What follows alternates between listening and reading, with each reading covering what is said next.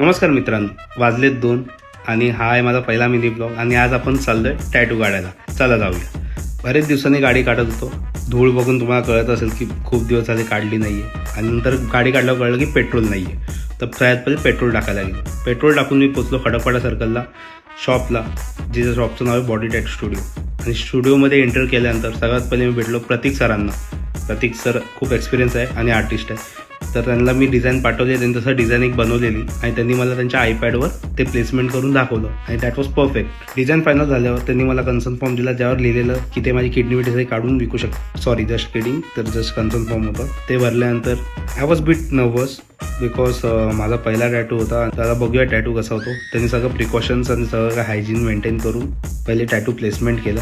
Tattoo placement झाल्यानंतर मला कळलं की हां, जे मला डिझाईन पाहिजे होतं तेच. प्लेसमेंट केल्यानंतर टॅटू सुरुवात केली. थोडं स्टार्टिंगला पेन झालं, but pain is temporary, you know. तर एकदा टॅटू पूर्ण कम्प्लीट झाल्यानंतर हे बघा, खूप छान वाटत होता टॅटू. आणि टॅटूचं मिनिंग पण आहे सिम्बॉलचं. आणि असं होतं माझा फर्स्ट एक्सपिरियन्स आणि फर्स्ट मिनी ब्लॉग. तर कसा वाटला कमेंट करून नक्की सांगा. थँक्यू.